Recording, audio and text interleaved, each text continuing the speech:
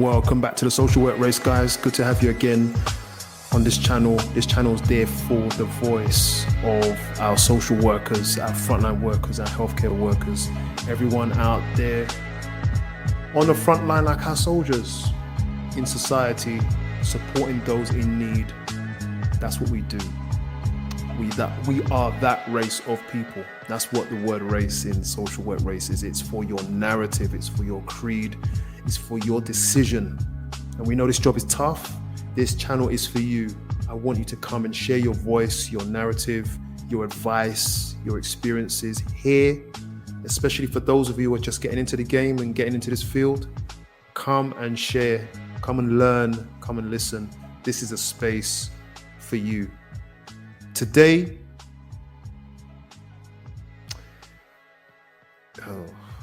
is, I don't know what to call it. I never know what to entitle these shows. So you're just gonna have to find out when you go on the podcast or on YouTube or wherever you find me. I'm gonna call it underfunded ?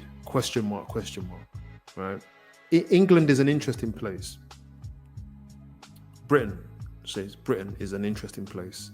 The United Kingdom is an interesting place because we have money, yet we don't have money. And I'm talking about the government. I'm talking about the economy. We are so underfunded in social care. And I want you to, how can I put it? I want you to this is my perspective, okay? I know that money is an interesting topic in itself. What is money? Hey, but we can get things done the way that we do if we want to. I think that there is enough ability and resource here to make change. So when I called it underfunded, ? This country doesn't have money, but it has money in the sense that it can manipulate in any way it wants to get things done. I don't want to repeat myself. What I want to do is I just want to run you through some stats here. Let me just see. I can flick this over to this web page. It's local.gov UK, and it's Children's Services Funding Facts and Figures. It's brief, guys. You can see it on the side there. Now, I work in adolescence at the moment. And so it meant working with children and families who had child protection or child in need status, okay? I think this article was probably written in around 2016, 2017. That's my suspicion. It doesn't give the date in the webpage, which it usually does. But here we go. The number of child protection inquiries has increased 139% in 10 years. So we're picking up a lot more serious and concerning families who are struggling and require statutory or mandatory help to help them get back into a place of safety. And it's gone up by, I would say, 140% in 10 years. So it's time and a half. It's gone up. It's double and a half increase almost there in 10 years, which means that we will have more demands for services to support that family. Do you see that? Basically, we need more money so that we can make more or better decisions, effective decisions, and make better referrals to institutions and services that will help these families. Over the same period, the number of children on child protection plans increased by more than 18,000. That's 18,000 more plans. 18,000 more plans in 10 years. 18,000, that's a lot of people. That's a lot of work. That's a lot of demand. And that's just who we've seen, okay? That's not prevention. That's the damage is done. When they're on child protection plans, it means that there's them damage and real concerns, how we're going to help them. That doesn't tell you much more about, that doesn't tell you that the community that they're in doesn't need the help as well. Actually, it will point to the notion that a child or family on a child protection plan, they're probably in a more poverty-stricken area, and there are a lack of services to support them. in general. So we're looking at one family, but really we're looking at a locality. So I'm bringing this up for a reason, because 18,000 is actually a lot more, but this is the official number. Let's read on. The total number of looked after children reached a new high of 75,420 in 2017 to 2018. 75,000 and a half, yeah, representing the biggest annual rise of children in care in 8 years. An average of 88 children are now coming into care every day. Now, this will tell you that, placing a child in care, for those of you who don't know, the cost is around between about $3,500 a week to put a child in care. That's a child below the age of 16. Okay, that's what it costs. There are children that are up to 10 grand a week because they're high risk.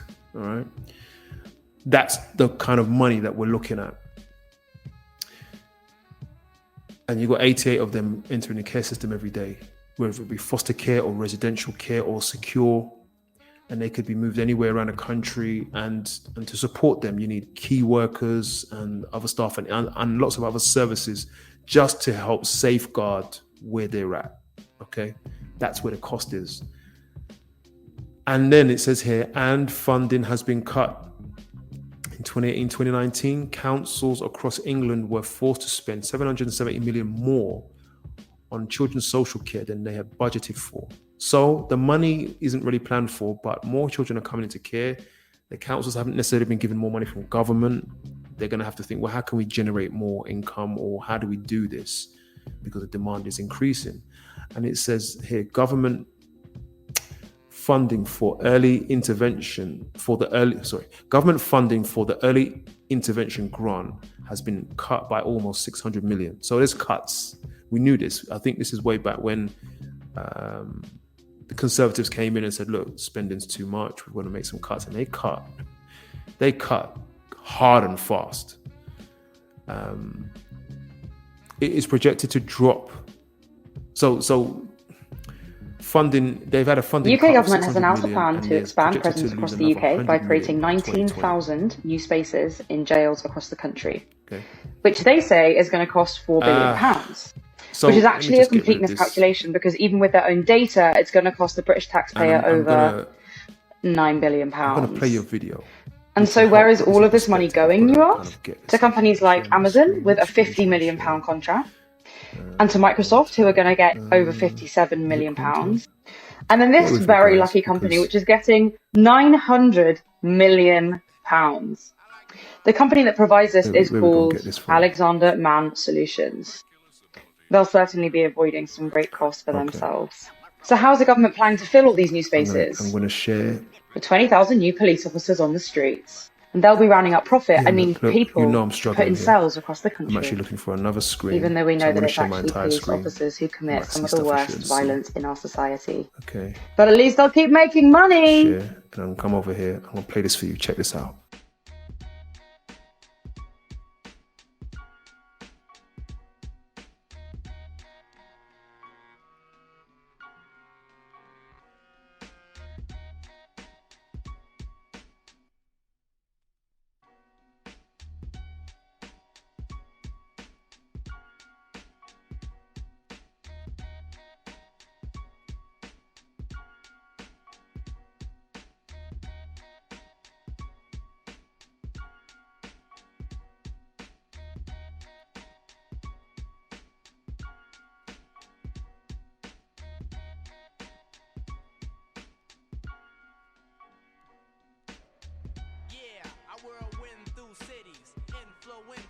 Scientifical power, my mental violence will shower, devour at a crazy rate.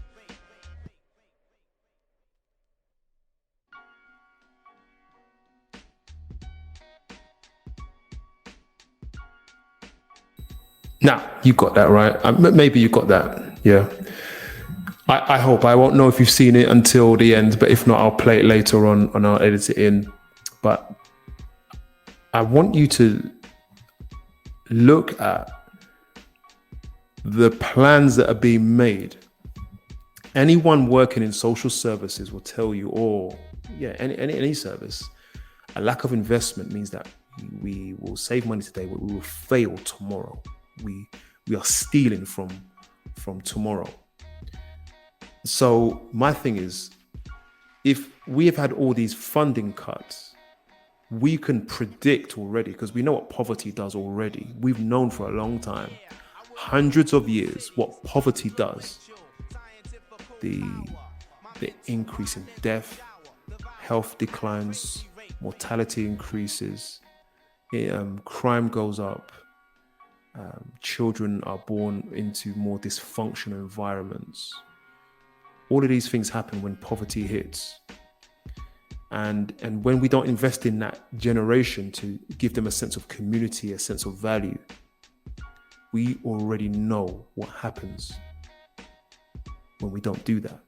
So the government have known I'll put it on Labour, I'll put it on Conservatives, that they already known what will happen with these cuts. They can predict that health will decline and a lot of problems. Mental health, we'll have a mental health crisis soon. We haven't seen it yet as a result of COVID, but I think it's coming. And now we've got this cost of living situation, which is exacerbating the whole fuel crisis. The cost of living, which has exacerbated the whole poverty issue, and then an increase on mental health. Right now, fuel is about £2 a litre. It's crazy.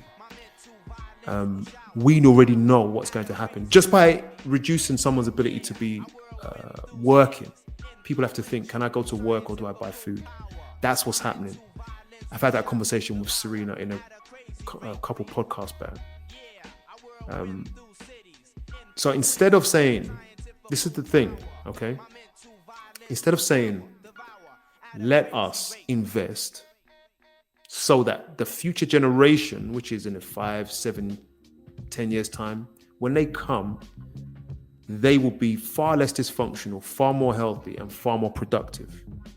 Okay? Instead of doing that, they've invested in prisons, more prison spaces. That tells you that it is a plan. And I'm not going into conspiracy theorism here, right? But I'm just telling you what they've done. They've basically said, let's build more prison spaces. Why? Because they suspect crime will go up. In fact, it's so strong, the suspicion, that they've invested 9 billion into the system to prepare for what's coming. So it's like when I'm working with my young people, I struggle sometimes to find a service that will cater for their needs to prevent the risks that we've identified from accelerating. Instead, my government has said, let's not invest, let's prepare for a situation that we created. Now, I like to leave people with a tool that they can use immediately from listening to this podcast. And my thing is this: when you write your assessments, where you feel it's necessary, where you've identified it in your assessment and in your work, write in your assessment that you also believe that this child is being failed because of a lack of investment or a lack of service. Let it be known. Yeah. That's all I can say.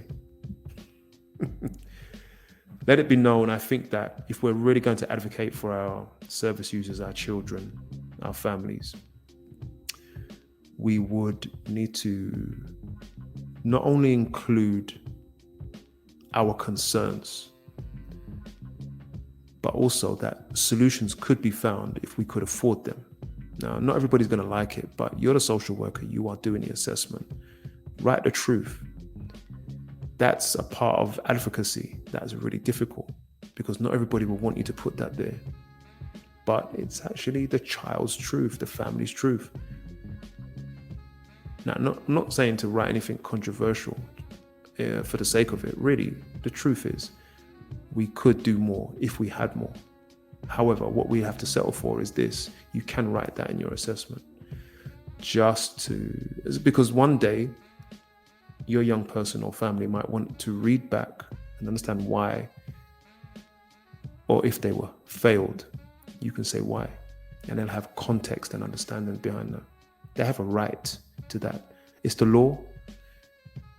Again, I go back to the fact that I think we can afford this.